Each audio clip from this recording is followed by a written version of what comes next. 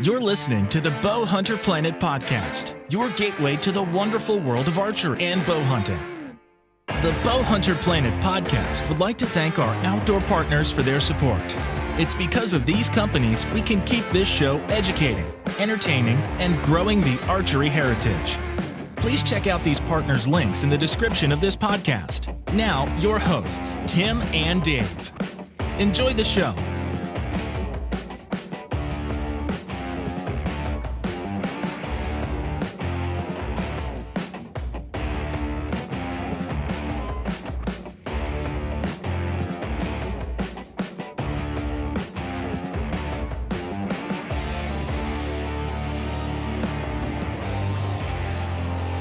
Hello and welcome to the BowHunterPlanet.com podcast. Myself, Dave Thompson, and Tim Mazzarana.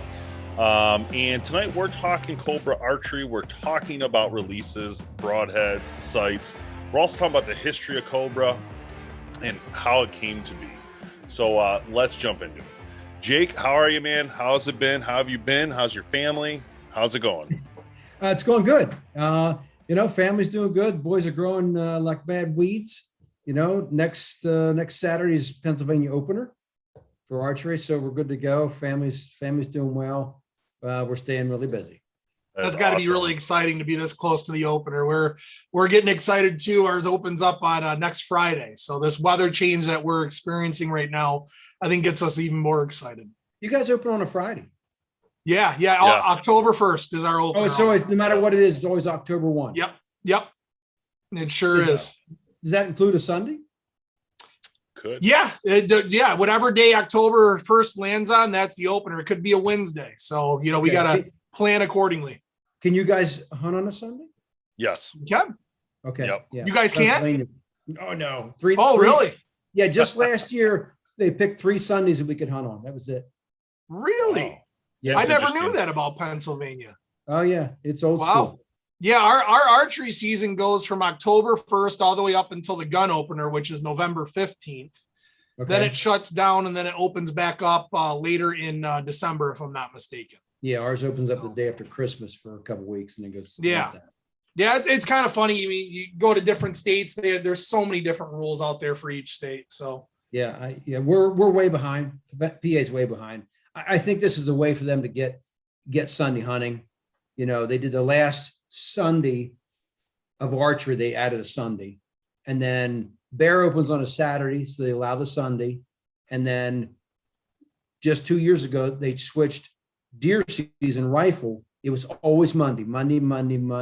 They switched it to a Saturday, and then for 2 years it was come in on a Saturday, go out Sunday, come back in on a Monday. So last year they allowed you to hunt that Sunday. Yeah. So it's interesting. Well, if they had my wife making the regulations, it would be weekdays only on nights where my kids didn't have sports going on. So at least you get a little bit of something. Yeah. Not to get political, but it is interesting when you think about it that they're using religion for that rule. When we don't really use religion for a lot of things in this country. I mean, why is hunting different than anything else? That's a good point. That's a good point. And there's an old school mentality in Pennsylvania, the old school, Woolrich, black and red plaid hunting mentality that is slowly going away. But then what also made the change, and they probably don't want to admit it, is participation went down. Yeah. Okay.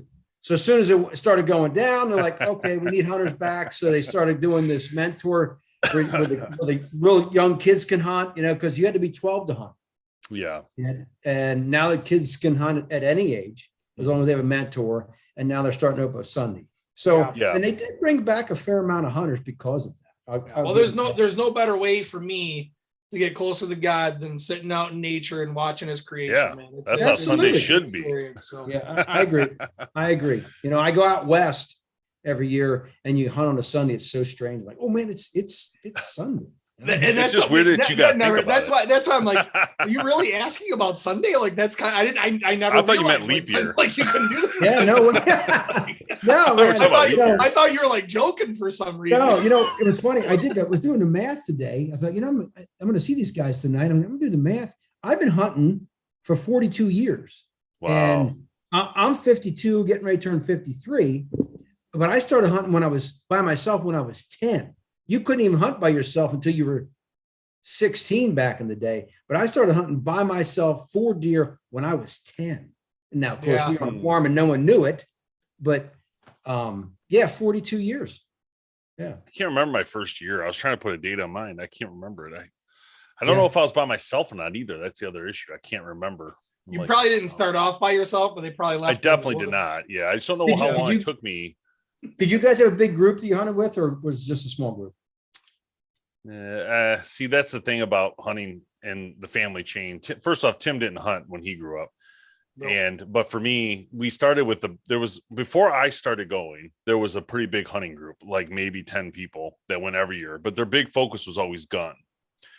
And when I started hunting, it went from me and then like, let's just call it like 2 other people, my cousin, myself, and 2 other people. And then that went to just me and my cousin for like years. And then it went from me, my cousin, and our buddy Ron for another like 5 or 6 years. And now it goes for like all of us together. So yeah, so it's a lot different now than it was then. But you know, the thing about it though, is that when you go back and look at like high school and you know, junior high school, there wasn't a lot of hunters in the urban where we grew up in the urban area. So there might have been 2, maybe let's just call it 4 other people at our high school that hunted besides Tim didn't hunt in high school. So it was just me, this Ron guy, and like Jay, who's a part of this. There was Rob. There wasn't that many though, and that was it. Maybe 5 or 6 total people that actually, at least that I knew of, that actually hunted. No doubt. Now, how many kids graduated in your high school class? 360. We graduated together, Dave and I. Yeah, so we actually went to elementary school all the way through college together, believe it or not. But yeah, I think it was like 360-ish that graduated from high school. Yeah, in our senior class. 87 in mine. Wow. And we were a big school. And we were a big school. Yeah, so your whole school was smaller than our graduating class, probably. Yeah, it was tiny. Yeah. It was actually funny. I remember when we went to graduation, like commencements, where you're lining up to go in the stadium, they put you in alphabetical order. Right. I was standing in front and behind of 2 people that I'd never met before in my life. Yeah, me too. Yeah, I didn't even meet half the people. But you got to remember, we grew up in the city in Detroit, not Detroit, but offspring suburb, Detroit. Yeah. So like, but if you go north in Michigan, you're going to have those size graduated classes. You're going to have all hunting, like in 100% hunt rate, probably. You know, it was a lot different in the rural areas, I guess. Of the like state. The UP is pretty scarce, right? Very scarce. Yeah. Up in the UP, you'll have elementary, high school, middle school, all in the same building. Yeah, that's extreme. Yeah, and that's what we were. Yeah, that's like real small volume of people. In fact, I was just up there bear hunting. I didn't get one, but I was up there, and there was not a lot of people around. It was very interesting. Middle of nowhere, beautiful place. Amazing country. We had such high participation when I was a kid, and they did it up until 2 years ago. But the first day of buck season, all the schools were closed statewide. Yeah, and then not where we grew up. Yeah, and then the first day of doe season, because it used to be separate. Doe season, you had off that day too. Yeah, those are important days when that hunting was absolutely a big deal, you know. Of course, now even Ohio's like that too. I always come down with a sudden chest cold or fever on day 2 for some reason. Sat out too long. I got a cold. Yeah. Now you can make that claim and be off for 2 weeks in quarantine. So. Yes. Somebody coughed on me. I gotta be out. I gotta go. I'm just gonna quarantine for 2 weeks. I'll be back after gun season. Yeah. Count me in, coach, for December 1st till December 15th, and I'm out again. That's too funny. All right, Jake, tell us about Cobra. So give us the history of Cobra Archery, because it's a very old brand. It's been around a while. So I guess give us the rundown here. It's been around since 74. Okay. The original owner, developer, builder of the business was JT Smith. Okay.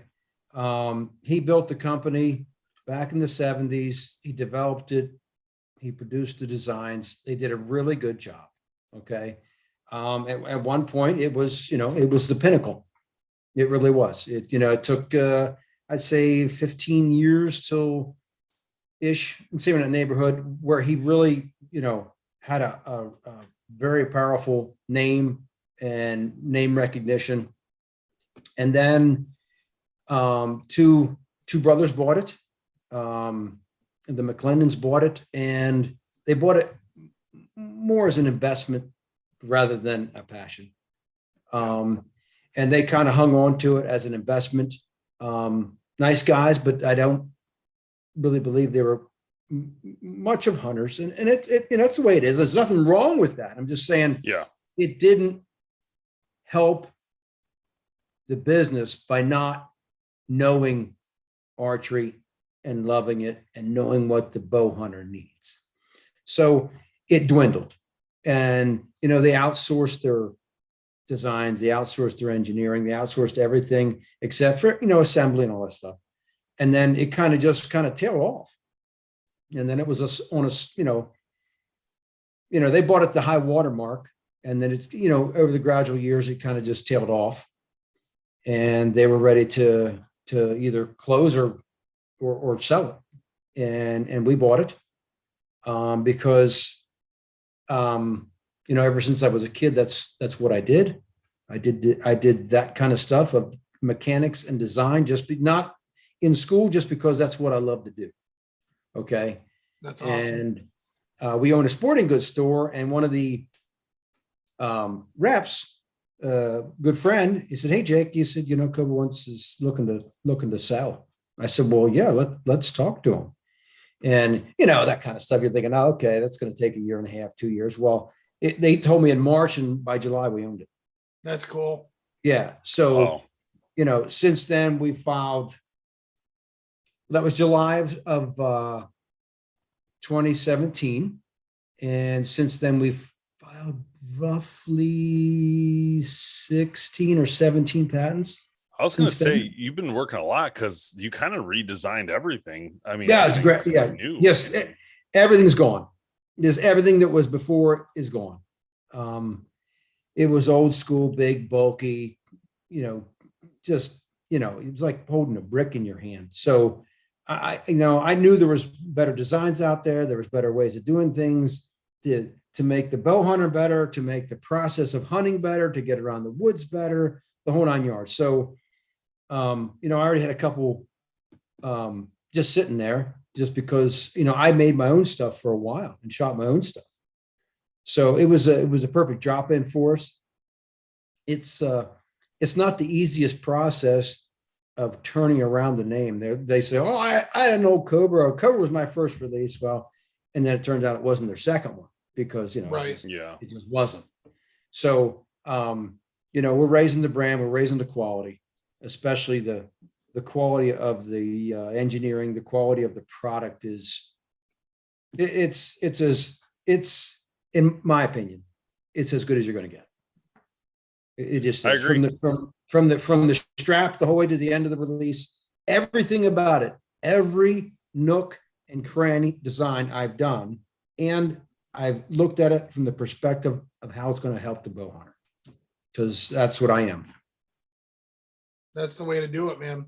And that's what you want to see in an owner, right? You want to see them have a passion for the products that they're putting out there. And I think and obviously can't hurt the brand, right? I mean, yeah, if exactly. you know what you like and you're a hunter, that's going to translate into your products. And then you're going to learn from your customer and your customer base from there. And you're going to put out better and better products every year, which obviously you guys have done.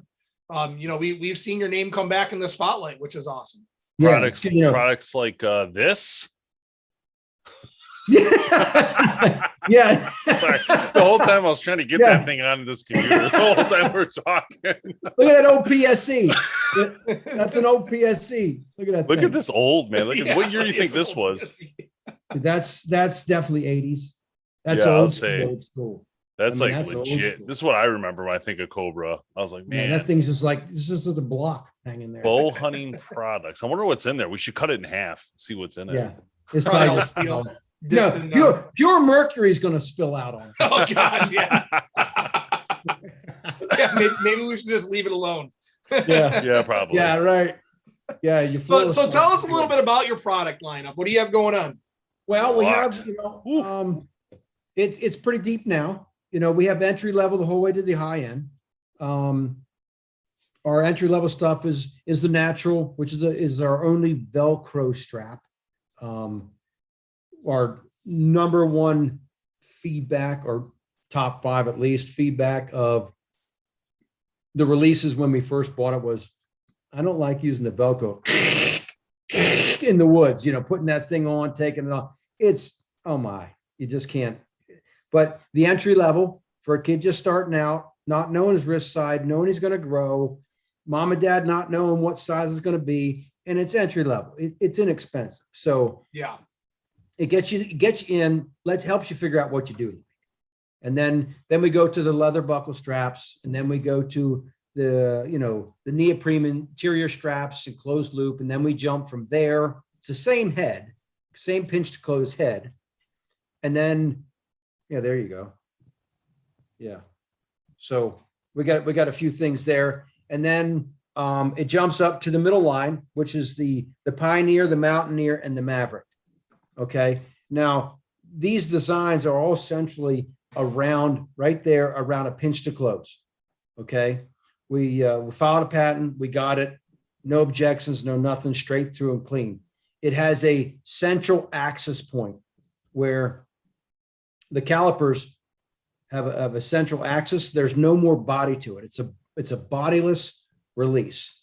It minimizes it down. The tail end of that release is only basically 1/8 of an inch wide.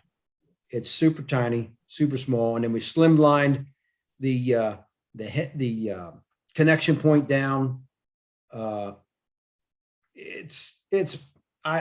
what I shoot. I shoot the Mavericks, what I shoot, even though we have a bunch of the high end stuff. I just like the Maverick because it's so easy to use. I just throw it on and hammer away. So for as easy these things are to use, Jake, I have a feeling that the other manufacturers are probably like, wow, I never thought of looking at it that way, because the way you design these is absolutely incredible. And with the stem being so like thin and small and like out of your way, you don't even really feel it. It's almost like it's between your hands. It's like it's not even there.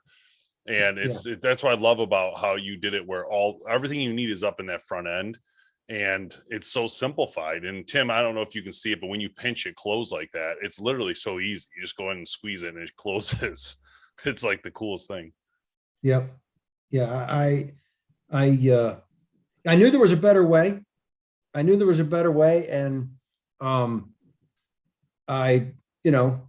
I started, and I don't know, 5-6 days later, there it was. So it took me about a week to design, and that was the end of it. That's cool. Yeah, that's really cool. So, and we have 7 other associated designs inside that patent. So it covers a multitude of things that we can do with that. I literally can take from that design, because it's a central access point. I literally can make a release the size of your ring fingernail, the entire release that size. Wow. Because of the way the design is. I can make it so small. It's incredible. That's really cool. Yeah. You'll see some designs in the coming years that like, oh my, is that actually a release? It's that small? Like, yep. And it breaks clean as glass. So, but, and then from there, that's the Premier series. We have the single jaw, the double caliper. That's the terrain and the wilderness. And then the Moment is our hook, which we got notice of, just last month, we got notice of allowance for the patent on that trigger system, because the trigger system on the Moment, it's the same thing that's in the Select. It's the same thing that's in the Harvester. Okay. The trigger system in there is designed in a way where it either breaks or it doesn't. There's no ability to creep. Oh, good. I see what you're getting at now. Okay. So it either goes or it doesn't go. So there's a pivot point. If you look at that trigger, it's kind of hard to describe, but if you will, let's just say your elbows are stationary and you bring them towards each other. There's only a certain point that your hands can rotate down. Yep. And it stops.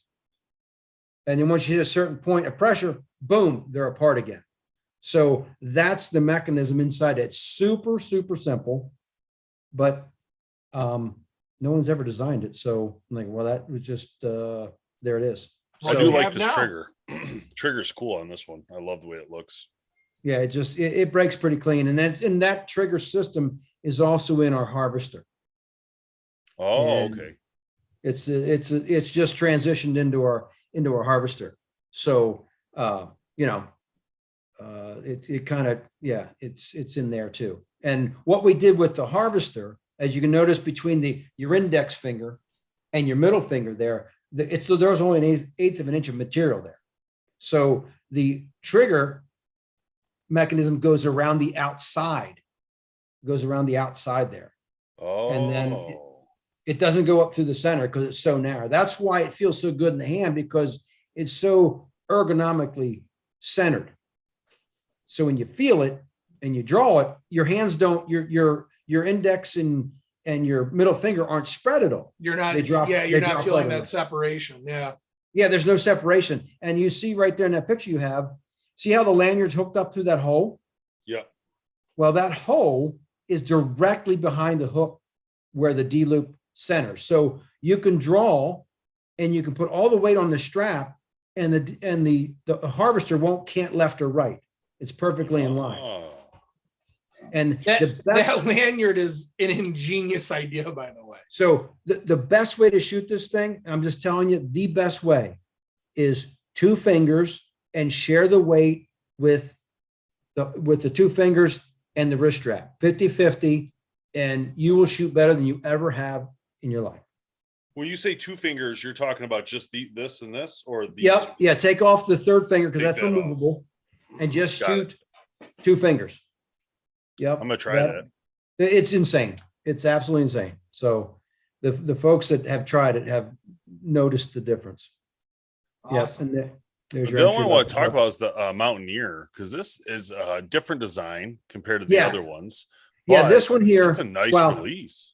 Yeah, it shoots good. It's a standard run of the mill design. I'm not going to say that's my brainchild at all. The connection point is, but not that head. The head I redesigned, but that's not mine. That's a standard run of the mill single caliber. Now, you may see in the future that middle line at $60, a single caliber like you do the terrain, but just a little different design. Yeah, I like this one a lot. Actually, I use this one a lot when we're doing the test live show. I just grab whatever one I see. Yeah, but yeah. This Yep. one, I'm like, when I shoot it, I'm like, this is a freaking awesome release for this, especially for this price. I'm like, wow, Yeah. there's Yeah, a for lot in $60 this you can't release. beat it. And you No, can with beat all the this living tar out of it. adjustability. Right. And it's an open head design, so you can look straight through it. So you can dip it in water and hit it with the air hose and it's clean, So you don't have to worry about it. Yeah, So no, that is one thing I noticed, is that your price points are phenomenal. I mean, it's, if you're looking at a release and you have a budget, I mean, Yep. you're not giving up quality by picking a Cobra. Yeah. And right there, that Maverick, that's what I shoot.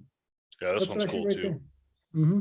Now this Yep, has the pinch to close as well, right? Yep. Mm-hmm. Yep. It's basically only 3 parts, 2 calipers and a trigger. Yeah. That's about it. There's not really anything else to it. You can adjust the trigger and it's got a roller. That's it. It's You make it really sound so anything. easy. Yeah. So let's talk about the concept. So your tech in this is, like you just said, it's a very simplified tech. If we're looking at like a competitor's one, like say they one of their bulky ones or something, do they have like a lot of crap going on in there? Yeah, because they have a body and then they have the 2 calipers hooked to it. And then one of the trigger is hooked to one of the calipers. Okay. And then there's a roller and there's a pivot point, and there's a lot of all these extra tolerances that you have to hit in order for that thing to work right. Okay. Wow. So there's a lot of extra work, a lot of extra parts, a lot of extra assembly, and it doesn't shoot as good. I don't know how else to say it. Yeah. It's just, Just be clear. yeah, it's just that simple. I know one of the fellows, I know I'm on good speaking terms with the competition. They're good guys. And, one of the fellows told me, he said, listen, Jake, everything that could be invented has been invented when it comes to releases. And that was like a year after I got in, maybe 6 months. Yeah. So, well, I didn't want to correct him. So, you'll just sell them the licensing for the patents, right? Yeah. So, yeah. So, I didn't want to correct him. I got a lot of respect for him. He's been in the industry a long time. So, what he's done, I admire. So, but, it is what it is. So we have other designs, and we got other stuff we do too. So I love how you just believe in it. You're like, it just works, It just and you use it, you love it. Where do you see from your product lineup, where do you see the consumers going to in regards to style? Our number one, I think, because for 21 we come out with an entire new line, because the entry level stuff from that $19.99 up to the $40 mark, we didn't really have last year. So we have that now, and now we have a middle line, and then we have the upper line. I would say our number one, once we, are running this base line for a couple of years, our number one's going to be, without a doubt, going to be the Pioneer. For the price point, and the shootability of it, for $50, it's a tank, and it's going to last forever. It's a great price. It really is. So that's going to be our number one. It will be. And then the high-end guys, they like that small stuff, the tiny stuff. They can go up to that high-end stuff. It's all machined, they'll be happy. They'll be happy. Yep. Now you guys back your products up, I'm assuming, with warranty and all that good stuff. Yeah, lifetime warranty on everything. What about this one here? I was just flipping through the website. I found this one. Boy, you know what? I wish I could sell it for $110. You guys are talking. You're snipping crap, trying to get this over. I got to talk to someone. They put the wrong sticker on that stabilizer. Yeah, that's probably what happened. Yeah. The sticker talk to someone in the morning. All right. So we talked releases. Obviously, they're awesome. Honestly, I'm really excited for you guys, because when I use these, I really think, what have I been missing? These are amazing releases. And again, I've never experienced this type of tech before until I met you and started using these. And I'm like, wow, this thing is so nice to shoot. It's so comfortable. You can barely tell it's even on you when you're walking. You can flip it back and you're done. You don't have to deal with anything. Your hands are free. The wrist slings are so comfortable. And they even have reflectors in them, Tim. Yeah, so if you drop it on the ground, you could take your flashlight. And ingenious, honestly. Yeah, it's embroidered thread, So it's it's embroidered reflective thread. So here's one thing. I'm gonna tell you one thing that all releases are missing, and that's an alarm system. So if you walk away from the release, it goes off, because I don't know how many times I've had a buddy or somebody go, went out to the tree stand, got up in my blind, went in my backpack, releases back at the. That's the first mistake. It doesn't go in the backpack. It's connected to your bow. And we could do a moron alert. We could do something like that. We can call it. There you go. Alert. There you go. Yeah. Let me ask you guys a question. How much stuff? Okay, how much stuff do you carry when you go bow hunt? I'm curious, because I always survey everybody that I'm like, dude, how much stuff do you carry? Let me think about this. That's a hard question. Do you carry a backpack? Yes. Yeah, carry a backpack for sure. We do. What's in that backpack? If you could visualize in your mind zipping it open, what do you see in there? I have a photography camera, the smallest one I can find. I got a video camera. I got a GoPro. I got a DJI Pocket 2. I have snacks, like tons of those little pies from Walmart. Oh my gosh. How much does this thing weigh? Oh my gosh. I got gutting gloves. I got a knife. I got a rangefinder. Water. I got a Nintendo Switch with the controller and all the wiring. So I can look it up. That last part. You ever get busted? 100%. No, true. Hell no. I played Fortnite in the tree stand. You ever get busted? Look up and there's something staring at you? No, it's the best, because you're playing and you got one. I use AirPods. I got one in, and I'm just going like this, and all of a sudden I look up and there'll be a deer. I'm like, yeah, game time. Oh my god. Oh my God. But that's because we can hunt on Sundays, you know, so we got that extra time in. Guys, hunting is whatever you want it to be as long as you're absolutely. relaxing.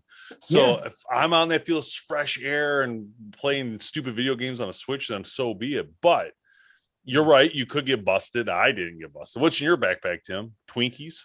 So not as much as you, man. I try to actually travel pretty light. So just basics, you know, I'm going to have my bottle of water that I go out with. I don't go out with any food. I never do. And I could probably survive a week without it anyway. But I'll go out. So I'll have binos. I'll have a rangefinder. I'll have a set of gloves. I'll have a spare hat in case mine gets wet if it's raining or something like that. And I will also have those hot hands. Yeah, okay. Got to have those hot hands, man. Yeah, you know what? So I travel pretty light, but I'll be honest. I'm primarily a crossbow hunter.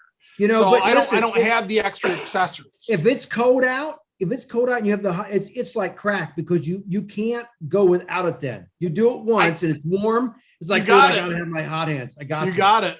Yeah, and then deep winter, if I'm sitting in the ground blind, I got a couple cans of propane in there, you know, because I'm going to run out because I'm jacking that thing up the high because I'm going to be comfortable. So I try to travel light. I don't have as much as Dave. But I, you know, there's, you know, first aid kit, knife, that kind of thing. So not a whole ton. You guys, this conversation just made me nervous now because I just thought I don't even know where my rangefinder is, and I gotta have one. So now I'm like, oh my God, I'm going to buy one. Yeah, you better find that, man. You got a week. Yeah, you're right. Oh my God. You know what I tell the guys is what's in my backpack? What do you got? Nothing. I don't carry a backpack. You Never. don't? I wish I never carried a backpack in my life. Nope. The only thing I carry is I'll carry a rangefinder once to the tree stand, and I'll memorize all the distances. I carry a release, a grunt tube, and my monocular. That's it. I can't hunt with you because I forgot I got binoculars. You would put me to shame. That's it. So I don't take any food, no drink, zero. I quit taking my phone. I have just an analog watch on my belt loop. That's it. That is it, man. Yep. Yeah, I get so yeah. Dave and I both forgot. I mean, cell phone's not in the backpack, but that's a necessity where we go. We're always sitting there texting each other because, well, part of it's the property because Dave can see the deer coming into me. I can see the deer coming into him. You know, because we're on a huge field, separated by each other, so I can text him and give him a heads up because I know that his head's down like this playing Fortnite. So I want to make sure that I give him a heads up so he can at least put that down and have an opportunity. So yeah. I don't even carry a knife. I don't even carry a knife. I don't need to carry it all. You're right. I could literally just go back to the truck and get all that. I mean, it makes a good point. You make a good point. I don't really need a lot of that stuff. And I don't really play Fortnite all the time. That was what I used to do. Not really anymore. Now I've just been chilled, but I agree. I don't know if I really need half that stuff. In fact, now I'm starting to think like twice about the problem we have is that we want to film the hunt so we can give you something cool. No, I understand to work and with. That makes sense.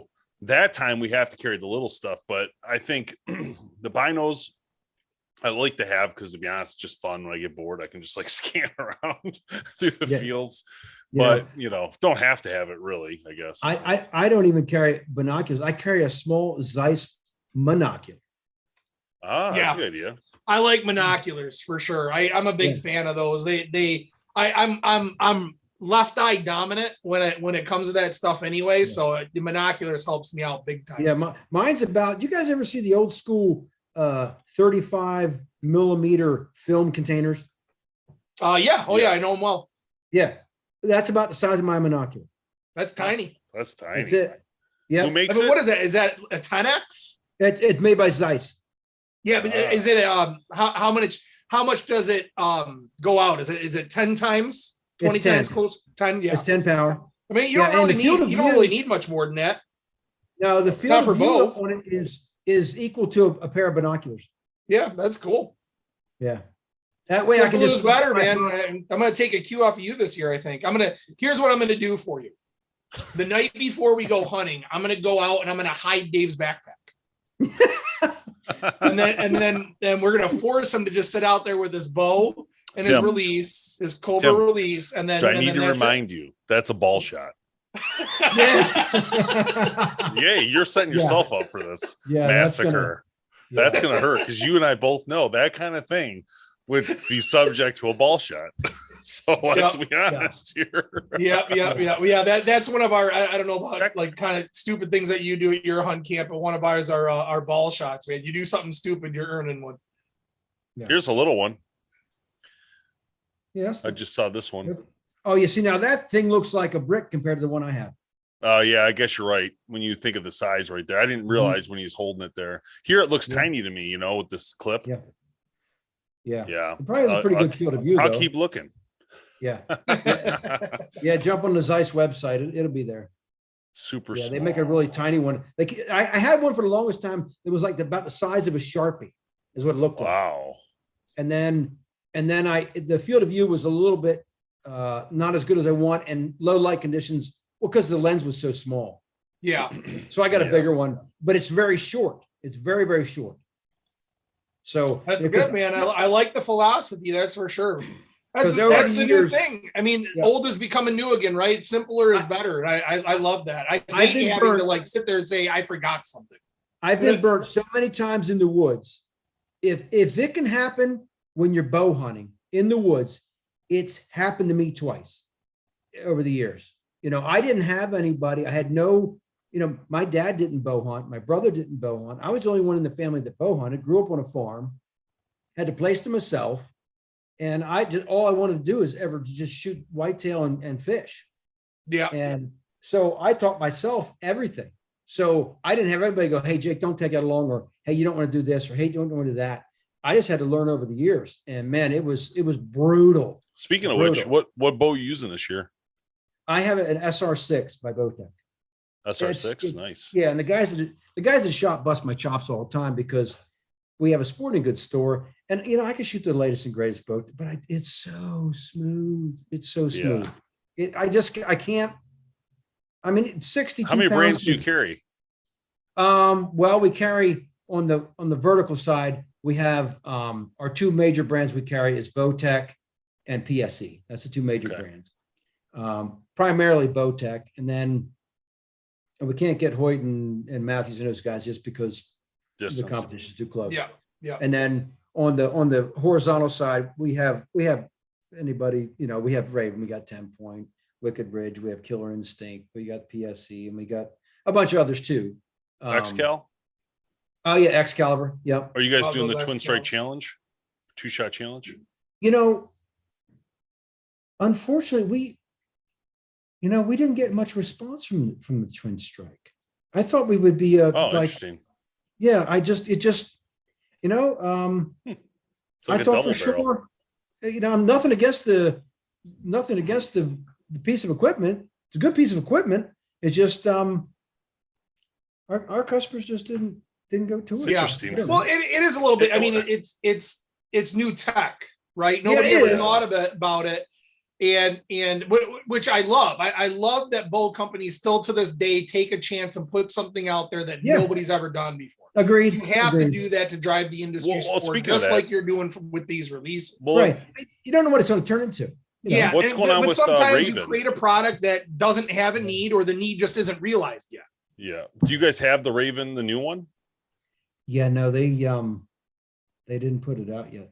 Oh, okay.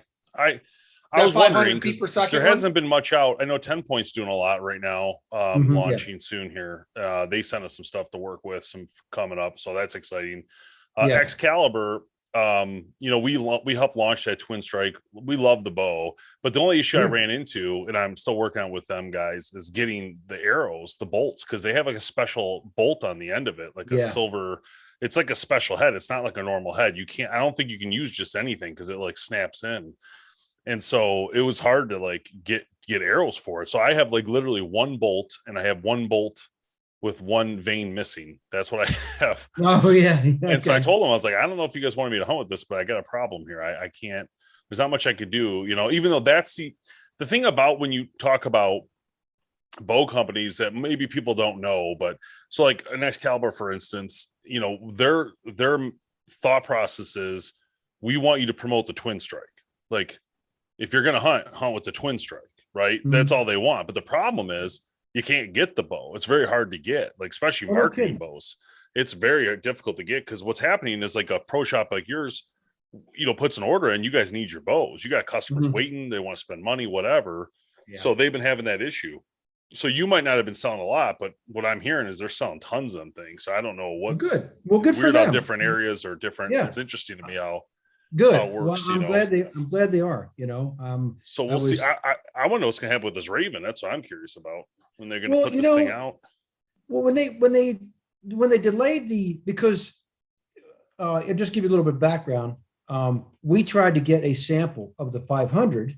Yep. So we could test our barbarians on it, because that was the fastest thing that we could find. Yeah. If you're going to test them, yeah, for sure. And I tested on 10 points, 470, and it passed with flying colors. But to go to 500 feet per second, the additional energy needed to get to there is stupid, right? It's exponential at that point. Yes, exactly. So, through our rep there at the shop, we asked for a sample so we could test it. And then it just kind of drug on. I thought, well, maybe they're having some kind of issue. Who knows? Because there's a lot of energy inside that string, and because there's, they're spooky. It's a bold, option, right? It's bold. It's not the typical. Yeah. But, So I have an idea. I have an idea for the barbarian. This is my idea. So, this is how you're gonna test it. This is a great idea. This is one of a kind. No one's done this. This is like futuristic idea. I love the build. You take the barbarian. Okay. You cut off the ferrule at the bottom. So now you just have a flat bottom. You can't screw it into anything. You take a 12 gauge bullet and you weld that to the front end. Then you fire through a shotgun on top of that 12 gauge bullet and see what that baby can do. Now, come on, guys. That is sick idea. Yeah. Well, I tell you, it is a sick idea, but I think we define sick differently. Yeah. It is what it is, So let's talk about the broadheads, though, really. Barbarian looks amazing. So tell us about this head, though, because this is definitely at like a little bit higher price point than what we're seeing in the industry. So why is it at that price point, and what makes it awesome? Yeah, it's a whole different animal. And the conception behind it was, because we have a pro shop, we see what's going on constantly, and we sell a fair amount of crossbows, but we also see a lot of shredded broadheads. And these guys are ramping up 4 1/4, 450, and these broadheads are absolutely not handling. They're not handling the impacts. They're just not. They're just busting. They're breaking. They're shredding. They're snapping. So, I went to the drawing board, and I don't know. It might have taken me, 2 weeks, something like that. That's a full titanium 1-piece ferrule. It has 2 pins. The big pin is the pivot access point of the blades, and the small pin underneath it is a tempered pin, and it's kind of hard to describe, but there's a cam lock on the back of the blade. Okay, so it snaps in and out. There's no springs, no clips, no bands. Gotcha. And so there's nothing for it to go wrong. We absolutely beat the living hell out of these things. I mean, we were shooting them into just about everything we can, wanted to shoot into, and it survived it all. And you can snap them back in place. So that smaller pin on the bottom is what keeps the blades in place until impact.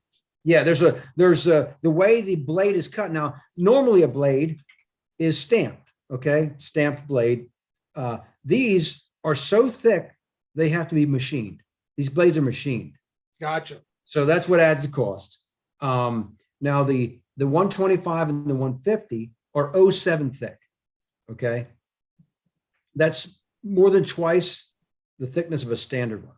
Okay. They're incredibly thick. They really are.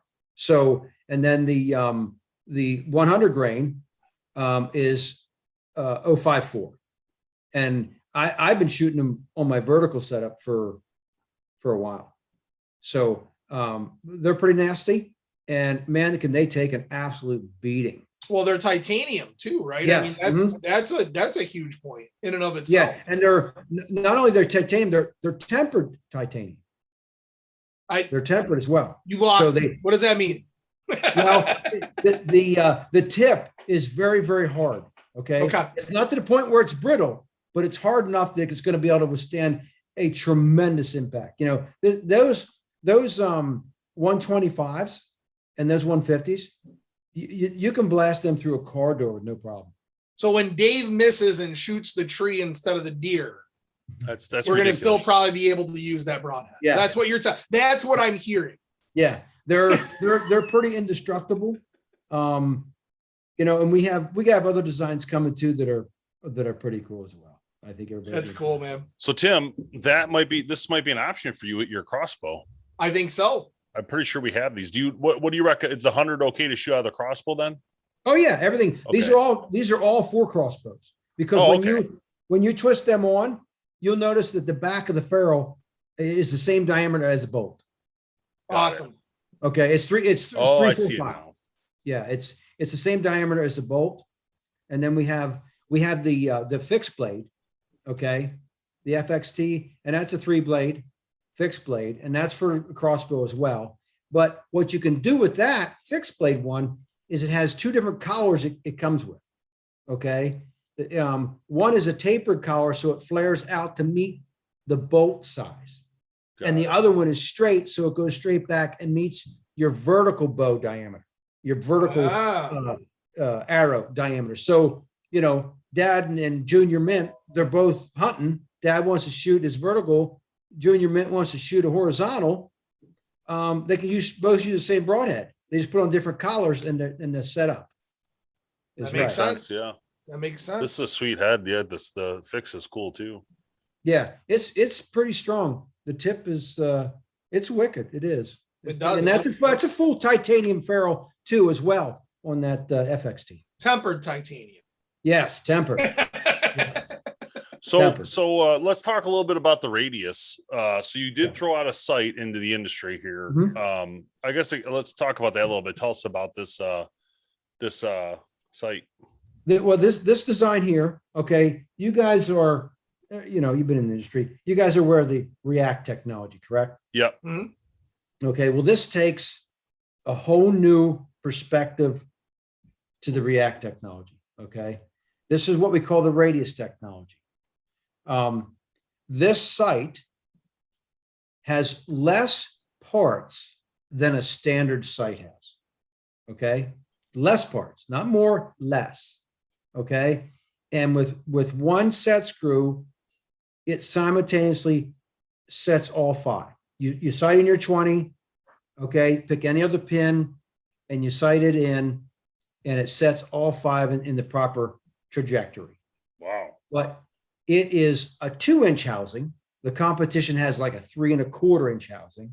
It's a 2-inch housing, all machined aluminum. One screw sets it all, and it has less parts than a standard sight, 5-pin sight.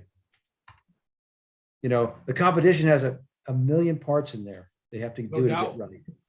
This simplifies it down to basically nothing. And it is absolutely built like an absolute tank. Yeah, I know we talked a little bit about simpler is better when we're packing, right? And I think that just carries through to this. Yeah. And as you can see, the housing is so small. And right there's the set screw. Put it anywhere you want, boom. And that's it. You take it and right there, and you just set it and you're ready to go. It's an absolute tank. A little 2-inch housing is all it is. Who's that guy in the video? It's some dude we hired. I feel like you use some cool mathematics in this. Yeah. You know, it's funny because wow. I see it now. Whoa. Yeah. See that? Dude, that is sick. Cool. Yep, that's it. That's all there is to it. Oh my God. I don't know how you do it, man. I honestly don't. I'm so impressed with your ingenuity. Yeah, I feel like I want my kid to come live with you for a year. All these products and stuff. Send my son to live with you for a year to learn engineering and math. No doubt. He's good at math, but this is incredible. Well, see, it's funny because I don't know how to describe it. I don't do the math and the design. I see it. Yeah. Awesome. I don't know how to describe it. I see it. I don't know. Once I see it, I know I can do it. And when I see it, I know I can then draw it. So I had a design one day. This goes back probably 3 years ago. I'm like, wonder if that'll work. So I did all the drawings and it did work. And then I got with a math professor. And she spent 3.5 months proving it. Took her 3.5 months. And she came back and said, Jake, it's going to work. That's all I can tell you. Wow. It should work. That's awesome. That is unbelievable. And there you are. Yeah, that is really cool. So it's gang adjustments. You can switch it all, cool. and then it's micro adjustment manual.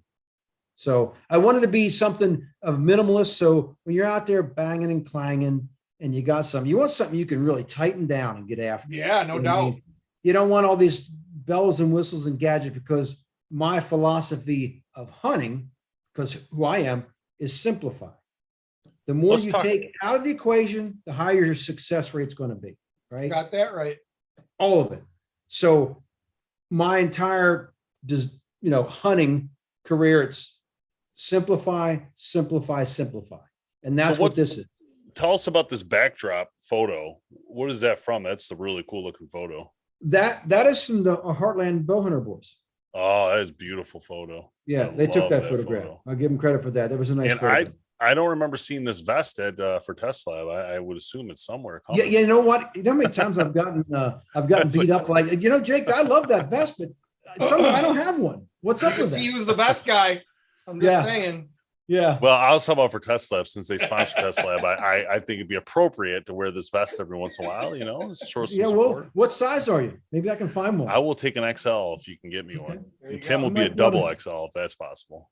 I might be able to dig a couple up. There you go. So yeah, and you stole me some hats. Don't forget. Yeah, I know. You know what?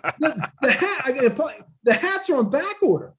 You believe that crap? You better start yelling. Well, I'm not. I mean, today with COVID and everything, I mean, trying to get all that stuff has been a major pain in the butt. The standard Richardson hat back order. Yep. Crazy. I got beanies I can send you, but it's not like a hat. All right, we got just a few minutes left, and real quick, I just wanted to talk about real quick. You have this iron decoy. Can you explain that real quick? Oh yeah, it's in my hat, isn't it? Yeah, iron decoy. Hat. Yeah, we're coming out with a fishing brand. Okay, in 22, we come out in 21, but it was just 9 SKUs.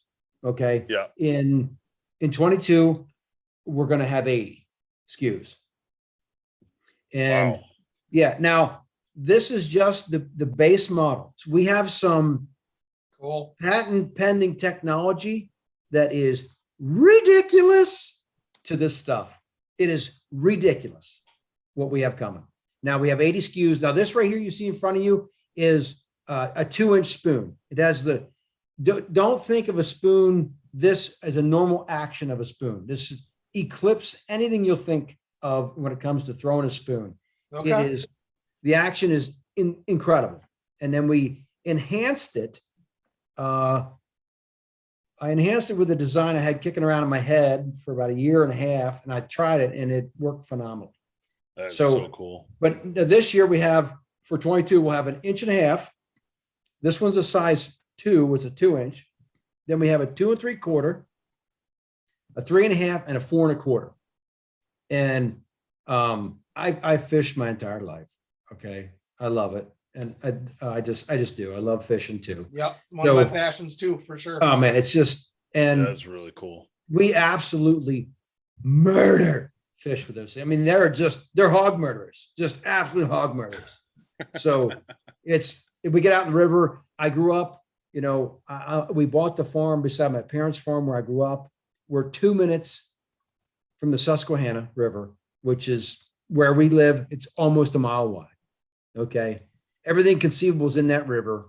And we spent summers in that thing all the time. That's awesome. Just pounding smallmouth and catfish and whatever else we could find. That's exciting, man. Yeah. So it's pretty cool. One of the largest wholesalers in the country picked us up for 22.